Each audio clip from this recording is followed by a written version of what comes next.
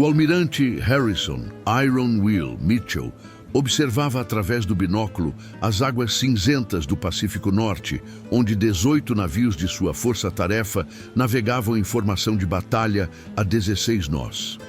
Era 14 de março de 1944 e os últimos 3 meses de guerra naval haviam transformado o veterano de 52 anos no comandante mais temido da Marinha Americana. Relatório do radar, capitão, disse Mitchell ao capitão James Sullivan, seu oficial de operações a bordo do encouraçado USS Missouri. Contato inimigo confirmado a 22 milhas náuticas nordeste. Formação de batalha japonesa. Pelo menos 16 navios, incluindo 3 encouraçados pesados. Mitchell fechou os olhos por 2 segundos. Do outro lado do oceano, o almirante Takeshi Yamamoto comandava a mais poderosa força naval que o Império Japonês havia reunido desde Pearl Harbor.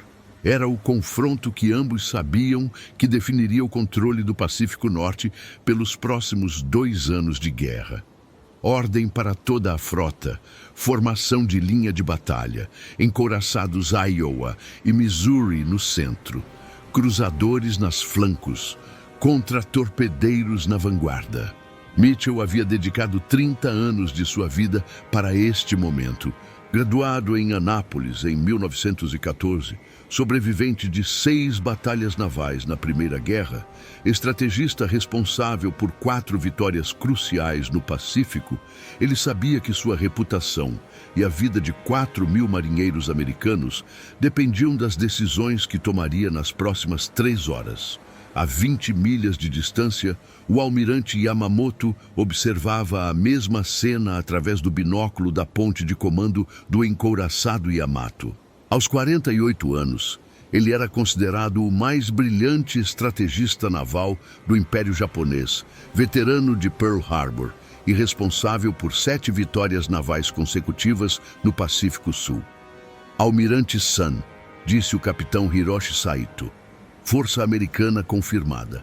18 navios em formação de linha de batalha. Detectamos pelo menos 2 encouraçados classe Iowa. Yamamoto assentiu gravemente. Havia estudado os relatórios sobre Harrison Mitchell por 2 anos. Sabia que enfrentava um comandante que nunca havia perdido uma batalha naval e que possuía a frota americana mais bem equipada da guerra. Formação dupla, Yamato e Musashi, no centro da primeira linha. Nagato e Kongo na segunda linha. Cruzadores pesados protegendo os flancos. Era uma formação defensiva audaciosa. Yamamoto estava apostando que a superioridade de fogo de seus 4 encouraçados compensaria a ligeira vantagem numérica americana. Mitchell observou através do binóculo a formação japonesa se organizando no horizonte e sentiu uma mistura de admiração e apreensão. Yamamoto estava posicionando seus navios mais poderosos numa formação que maximizava o poder de fogo concentrado. Distância para alcance efetivo de artilharia? Perguntou Mitchell. 18 milhas e diminuindo, senhor. Em formação atual, primeiro contato em 22 minutos. Mitchell caminhou até a mesa de estratégia e observou as posições marcadas no mapa naval.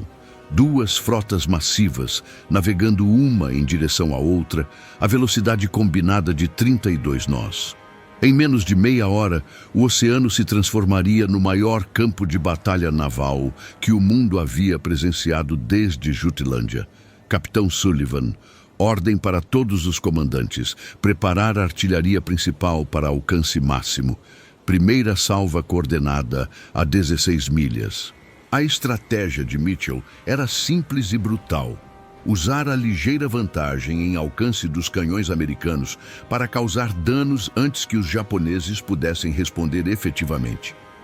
Yamamoto tomou a decisão que definiria toda a batalha.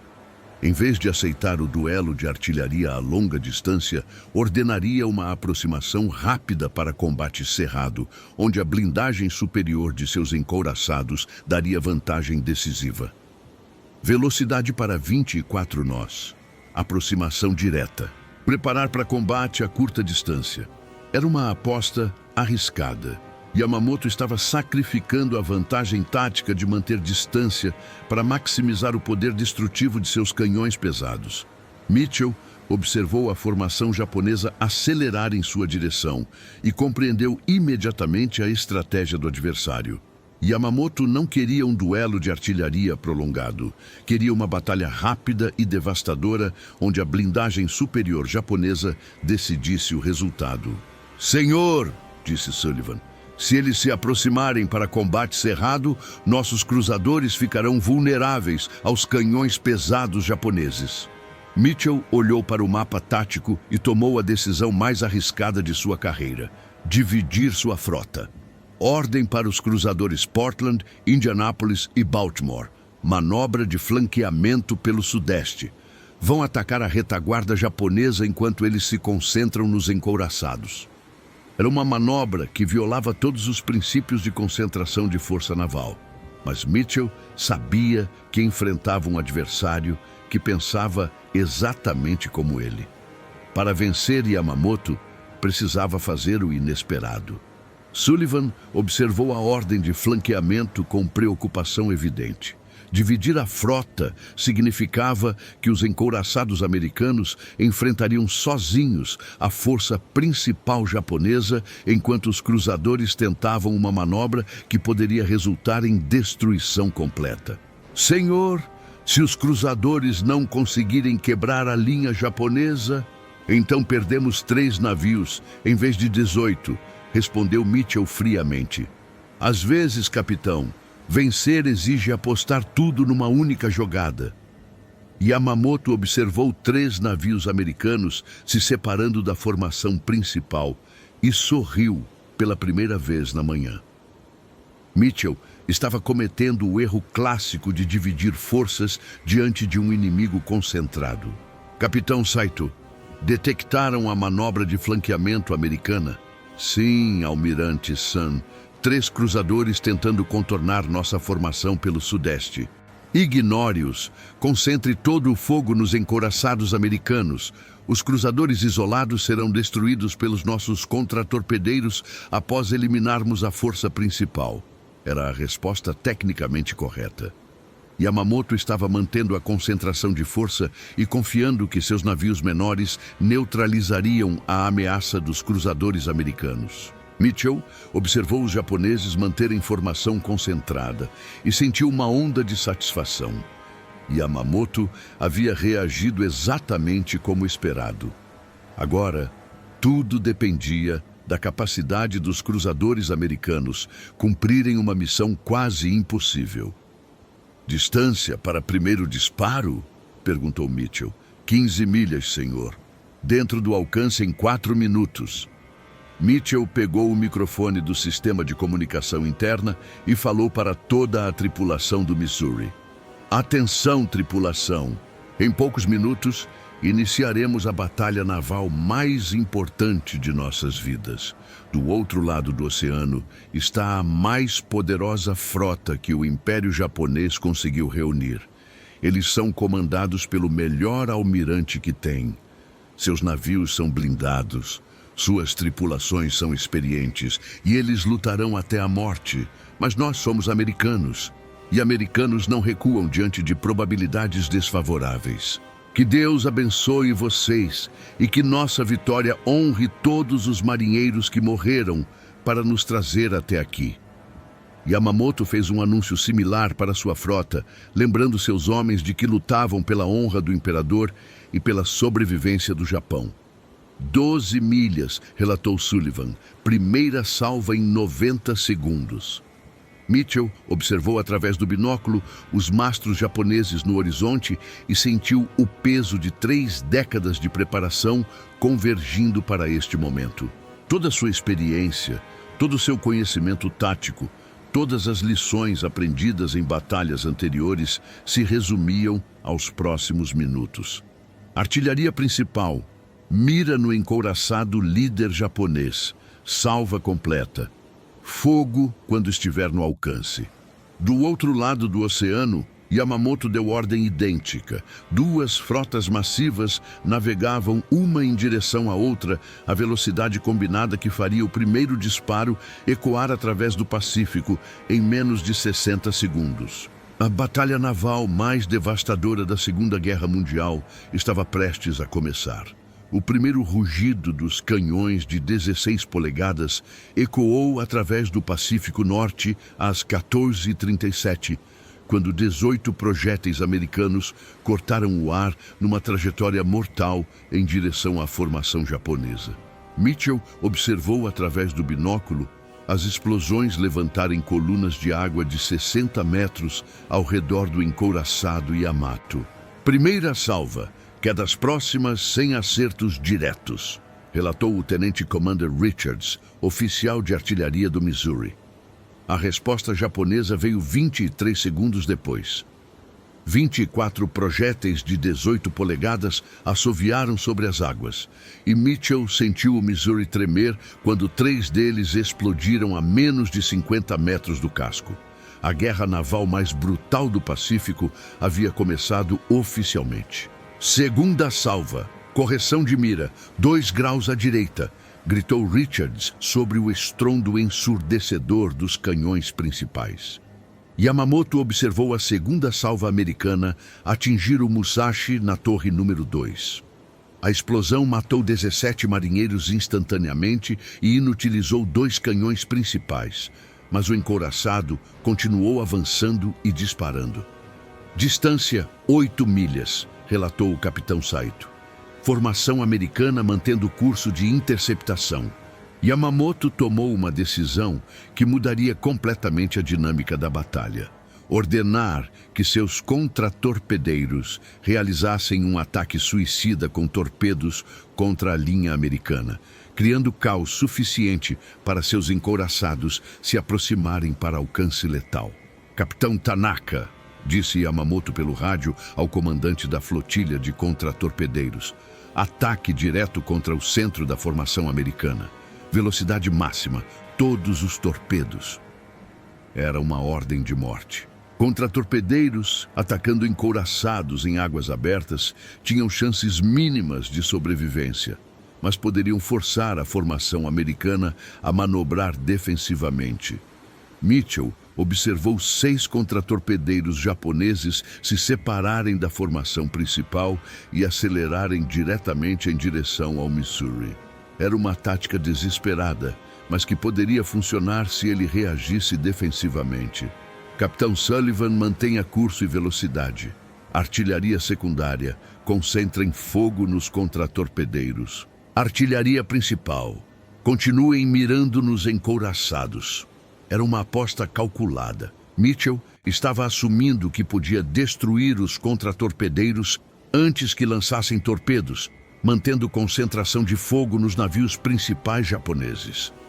A 15 milhas de distância, o comandante Robert Hayes liderava os 3 cruzadores americanos numa manobra de flanqueamento que estava se transformando na missão mais arriscada de sua carreira.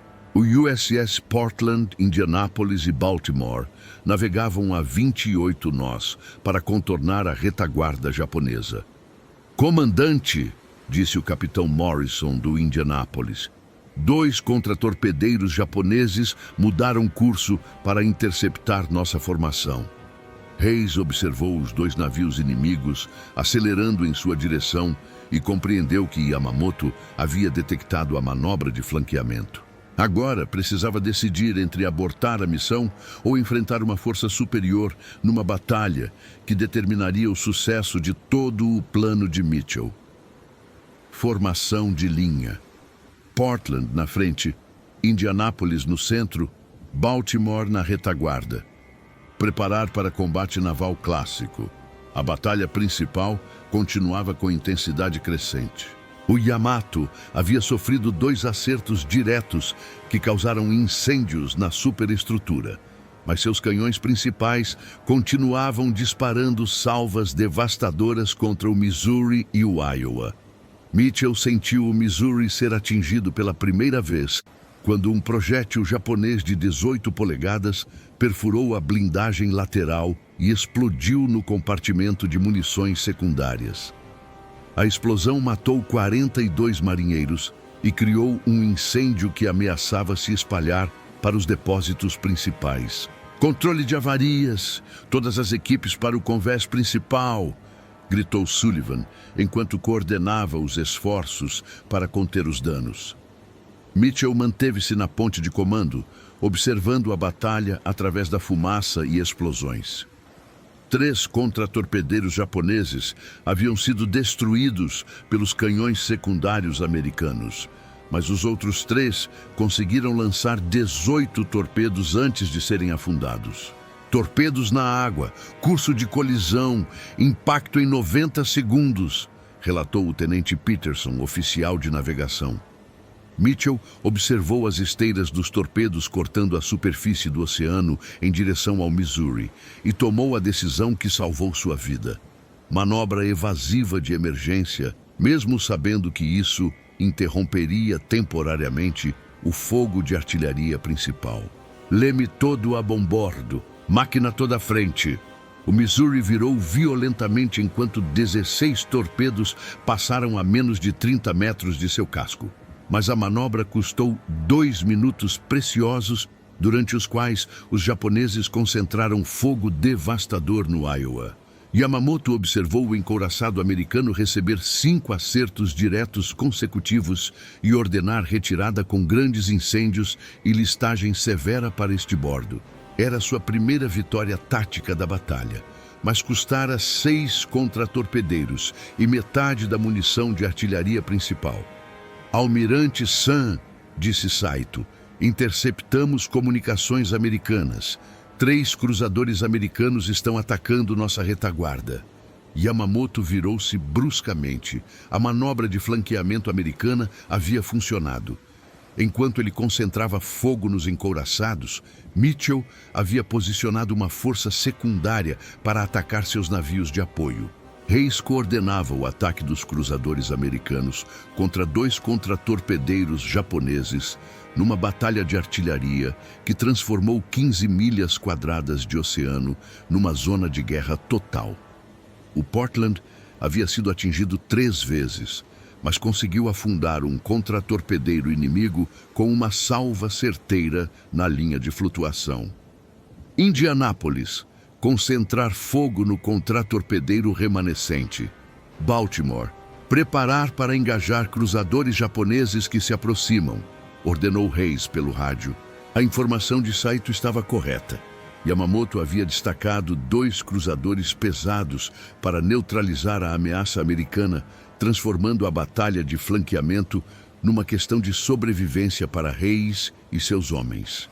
Mitchell observou através do binóculo a situação tática geral e compreendeu que a batalha havia se transformado numa série de duelos simultâneos espalhados por 50 milhas quadradas de oceano.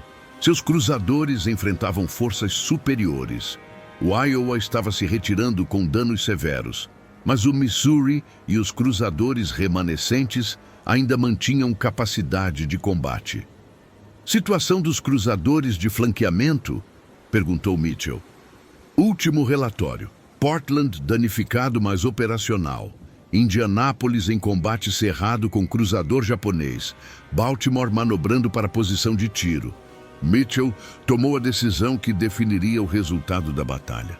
Abandonar a formação defensiva e partir para um ataque direto contra o centro da formação japonesa, apostando tudo na capacidade do Missouri resistir ao fogo concentrado inimigo. Curso direto para o Yamato. Velocidade máxima. Preparar para combate a curta distância.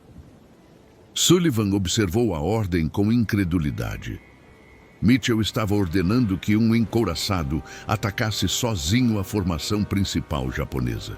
Era uma tática suicida, mas que poderia funcionar se conseguisse quebrar a concentração de fogo inimiga. Yamamoto observou o Missouri acelerar diretamente em sua direção e sorriu com admiração genuína. Mitchell estava fazendo exatamente o que ele faria na mesma situação, apostar tudo numa jogada final audaciosa. Todo o fogo concentrado no Missouri. Destruam esse navio antes que ele chegue ao alcance letal. A distância entre os dois encouraçados diminuiu rapidamente, enquanto ambos disparavam salvas coordenadas numa troca de artilharia que transformou a tarde do Pacífico num inferno de explosões e metal retorcido. Mitchell sentiu o Missouri ser atingido repetidamente, mas o encouraçado continuou avançando através da barragem japonesa. Cada acerto matava marinheiros e destruía equipamentos, mas não conseguia parar a aproximação americana. Distância 3 milhas, relatou Richards. Alcance para penetração de blindagem. Mitchell observou o Yamato crescer através da mira e soube que os próximos 5 minutos determinariam qual almirante sobreviveria para contar a história da batalha naval mais devastadora do Pacífico Norte. A guerra entre titãs havia chegado ao momento decisivo. A 3 milhas de distância, Mitchell e Yamamoto se enfrentavam no duelo naval mais brutal que o Pacífico havia testemunhado. O Missouri avançava através de uma barragem de projéteis de 18 polegadas, enquanto o Yamato concentrava todo o seu poder de fogo no encouraçado americano que se aproximava inexoravelmente.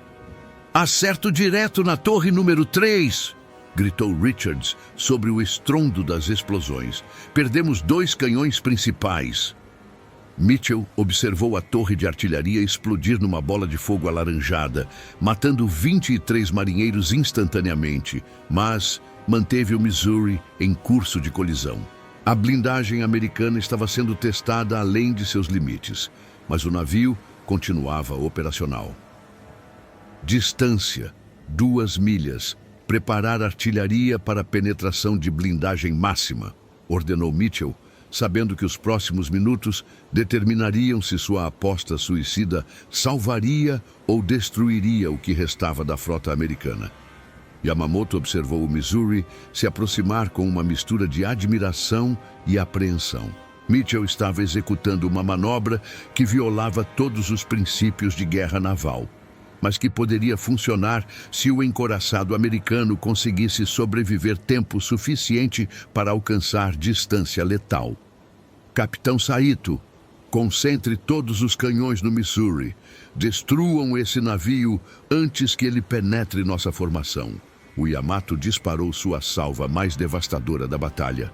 9 projéteis de 18 polegadas numa trajetória perfeita. 3 acertaram o Missouri na linha de flutuação, abrindo brechas enormes no casco e causando uma listagem severa para bombordo.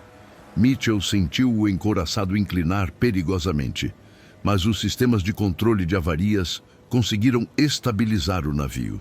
O Missouri estava gravemente danificado, navegando com meio poder e perdendo velocidade, mas ainda mantinha capacidade de combate. 1,5 milhas, relatou Peterson. "Alcance letal em 3 minutos. A 15 milhas de distância, Hayes coordenava a batalha final dos cruzadores americanos numa luta desesperada pela sobrevivência. O Portland estava afundando após receber 5 acertos diretos de um cruzador pesado japonês, mas conseguiu lançar uma salva final que atingiu o cruzador inimigo na sala de máquinas.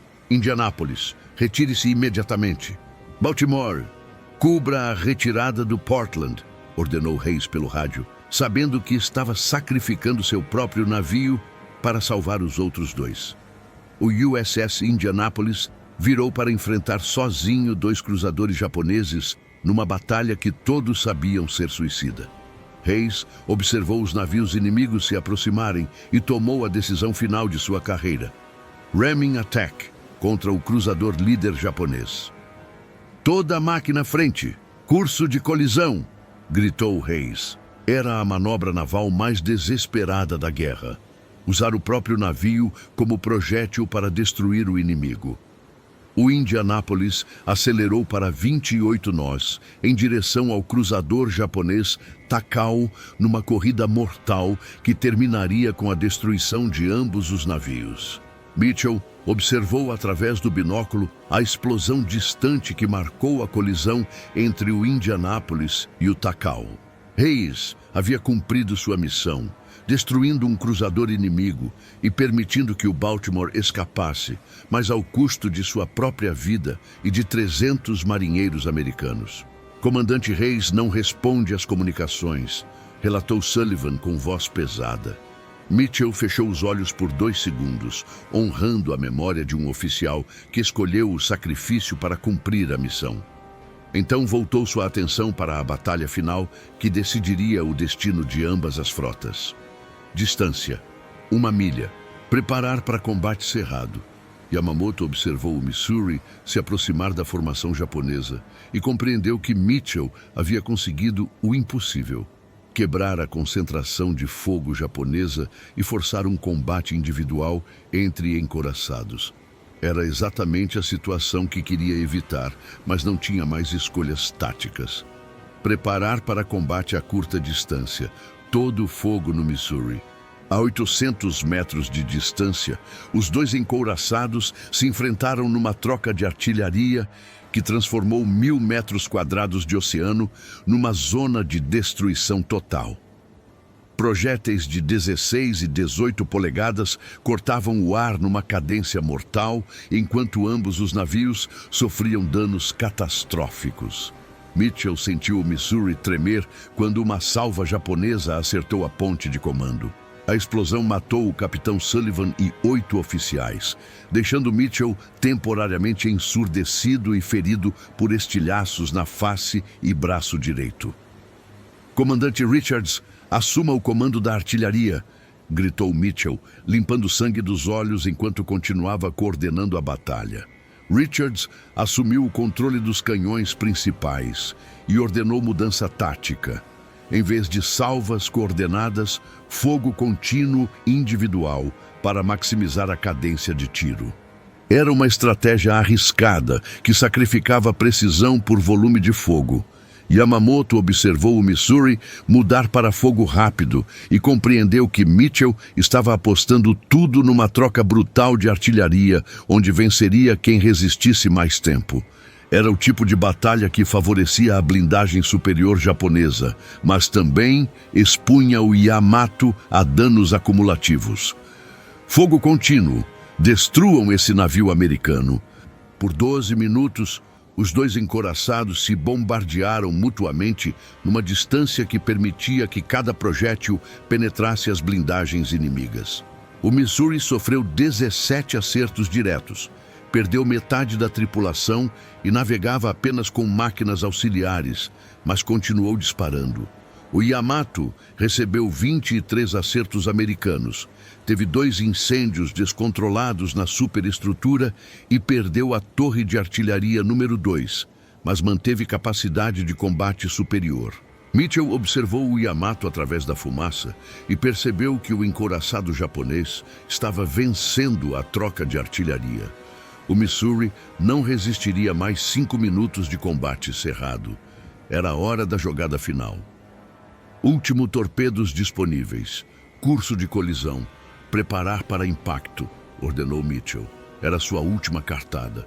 Usar os torpedos remanescentes numa distância tão próxima que seria impossível errar, mesmo sabendo que a explosão poderia destruir também o Missouri. Yamamoto observou os torpedos americanos cortando a água em sua direção e tomou a decisão que salvou o Yamato. Manobra evasiva de emergência que interrompeu o fogo de artilharia, mas evitou impacto direto.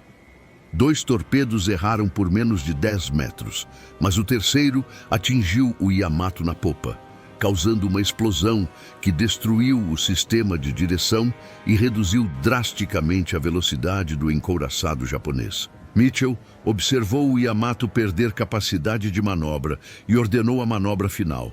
Aproximação para alcance mínimo, onde cada disparo seria letal para ambos os navios. Distância: 400 metros. Fogo direto na linha de flutuação. Era combate naval no limite da sobrevivência. Dois encouraçados, destruindo-se mutuamente numa distância onde cada acerto garantia penetração total da blindagem inimiga. Yamamoto observou o Missouri se aproximar perigosamente e compreendeu que Mitchell estava forçando uma situação de destruição mútua. Era a tática final de um comandante que preferia morrer em combate a aceitar a derrota. Últimas salvas. Concentrem tudo na linha de flutuação americana. A salva final japonesa atingiu o Missouri em cheio, abrindo uma brecha enorme no casco e causando inundação catastrófica. O encouraçado americano começou a afundar rapidamente, mas Mitchell ordenou os últimos disparos antes de abandonar o navio. A salva final americana atingiu o Yamato na sala de máquinas principal. A explosão destruiu os sistemas de energia e causou incêndios que se espalharam para os depósitos de munição. Mitchell observou o Yamato explodir numa bola de fogo que se elevou 300 metros sobre o oceano. Yamamoto morreu em sua ponte de comando, junto com 1.200 marinheiros japoneses, no momento exato em que o Missouri desapareceu sob as águas do Pacífico. 2 horas depois, navios de resgate americanos encontraram Mitchell flutuando numa balsa salva-vidas, ferido mas vivo, junto com 140 sobreviventes do Missouri. Do lado japonês, apenas 80 marinheiros foram resgatados dos destroços do Yamato. A batalha naval mais devastadora da Segunda Guerra Mundial havia terminado. 2 frotas se aniquilaram mutuamente numa luta que custou 4.000 vidas e 16 navios de guerra. Mitchell sobreviveu para receber a Medal of Honor, mas nunca se recuperou completamente da culpa de ter sobrevivido enquanto tantos homens corajosos morreram cumprindo suas ordens. O duelo entre titãs no Pacífico Norte entrou para a história como exemplo supremo de coragem, sacrifício e honra militar, onde 2 comandantes extraordinários se enfrentaram até as últimas consequências em nome de seus países e seus homens.